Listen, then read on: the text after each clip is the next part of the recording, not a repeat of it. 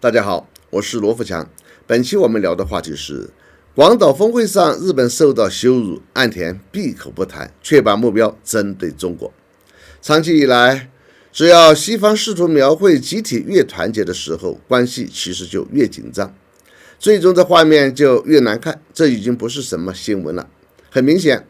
广岛G7峰会甚至没有一丝团结的味道，更没有盟友的平等。所有的打手都只有一个大老板——美国。在广岛举行的7国集团首脑会议，特别清楚地表明了这一点。日本作为东道国，之所以选择在广岛开会，一方面是为了显示日本是受害国，要为日本当年发动侵略战争洗白；另一方面，日本设法拉着美国大谈核合作，目的就是用核武器威胁中俄两国。然而，这一做法反而让日本受到了民族的羞辱。岸田文雄在讲话中不得不窘迫地保持沉默。谁的飞机轰炸了广岛，以及为了什么要轰炸，他闭口不谈。更令日本国民接受不了的是，岸田文雄在接待拜登前来参观广岛被原子弹轰炸纪念馆的时候，居然是一副喜气洋洋的开心样子，仿佛是等待大好事一样。而拜登根本就不就此向日本道歉，仿佛是来回味当年的辉煌战绩。岸田文雄之所以会如此，那是因为美日两国的核合作已经迈出了重大步伐。美国负责在对中俄的核战争中出核弹和实施核打击，日本负责核战争的各种保障，美国还要在日本部署核导弹、核潜艇。实际上，整个峰会主题都归结为讨论如何遏制俄罗斯和中国的新措施，面对中国威胁给予了最大的关注。而岸田文雄在会议期间把最主要的目的放在3个方面：一是极力拉着其他参会国抹黑和攻击中国；二是强调对中俄的核威胁；三是邀请北约在日本开设联络处。他的动机是拉着美国难以打败中国，必须设法拉着北约一起来。5月20日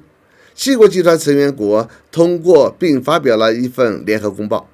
公然强调要共同对抗所谓的中国经济胁迫，还要干涉台海及中国几乎所有的内政。不过，美日英看似在会上达到了目的，但会后的情况让他们大失所望。5月21日，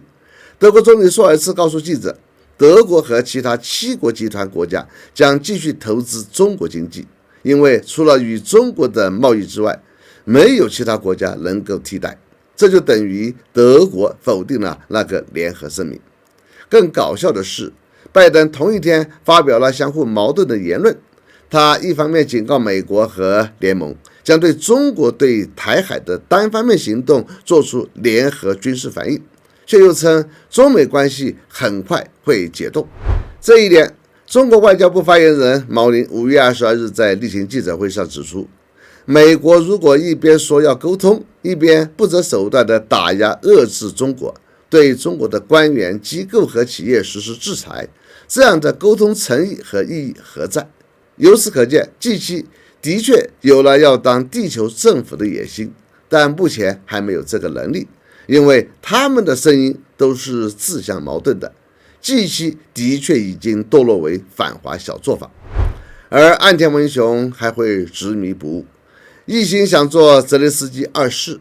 带领日本成为第2个乌克兰。然后呢，真到了那一天的话，大和民族还会存在吗？用得了400天吗？因为中国不是俄罗斯，日本不是俄罗斯眼里的乌克兰同盟兄弟。